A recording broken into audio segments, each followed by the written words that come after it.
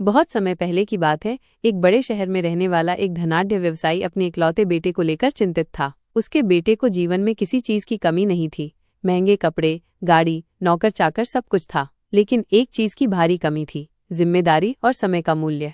बेटा हर समय मोबाइल में लगा रहता, दोस्तों के साथ घूमना, रात भर पार्टी करना और दिन भर सोना उसकी दिनचर्या बन चुकी थी। पिता ने कई बार समझाने की कोशिश की, लेकिन हर बार वो टाल देता। एक दिन पिता ने ठान लिया कि अब समय आ गया है बेटे को असली दुनिया और समय की कीमत का मतलब सिखाने का। उसने बेटे को गांव में अपने पुराने मित्र रामू काका के पास भेजा, जो एक साधारण किसान थे। पिता ने रामू काका से पहले ही बात कर ली थी और कहा था, मेरे बेटे को ऐसा कुछ अनुभव दो कि वो समय और मेहनत का महत्व समझ सके। बेटा पहले तो बहुत नाराज हुआ, लेकिन मजबूरी में गांव चला गया। गांव की सादगी, मिट्टी की खुशबू और शांत माहौल उसे अजीब लगा। मोबाइल नेटवर्क भी कमजोर था, जिससे उसका मन और भी खराब हो गया। पहले दिन की शुरुआत सुबह 4 बजे ही रामू काका ने उसे जगा दिया। बेटा, सूरज उगने से पहले खेत जाना होता है, जल्दी चलो। बेटा चौंक गया। उसने कहा, इतनी सुबह? अभी तो मैं सो रहा था। रामू काका मुस्कुराए और बोले, जिनके पास समय की कीमत होती है वे सोते नहीं। चलो आज काम शुरू करते हैं। बेमन से उठकर वो खेत गया। हाथों में फावड़ा, पैरों में कीचड़ और माथे पर पसीना, यह सब उसके लिए नया अनुभव था। कुछ ही देर में वो थक गया। रामू काका ने कहा, आज सिर्फ देखो और समझो, कल से सारा काम तुम्हें करना है। बेटा सोच में पड़ गया, क्या ये सब जरूरी है? मेरे पास तो सब कुछ है। लेकिन वो चुप रहा। दूसरा दिन, समय की परीक्षा।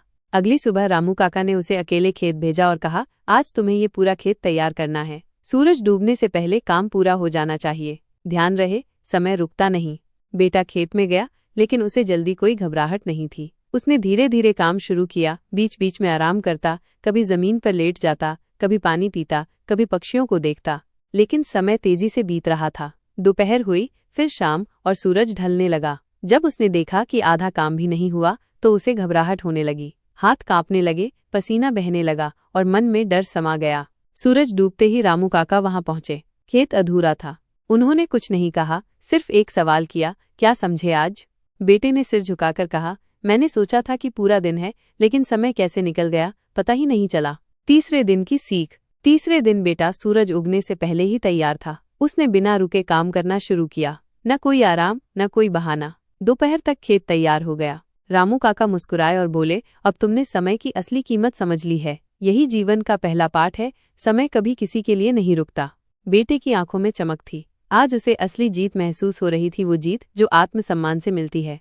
वापसी और बदलाव। कुछ दिन बाद बेटा शहर वापस लौटा। अब वो वही लड़का नहीं था। उसकी आदतें बदल चुकी थीं। सुबह जल्दी उठता, समय का सही उपयोग करता, पढ़ाई और काम में ध्यान देता। पिता ने देखा तो हैरान रह गए। उन्होंने पूछा, गांव में ऐसा क्या हुआ?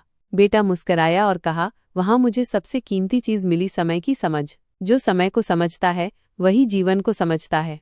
पिता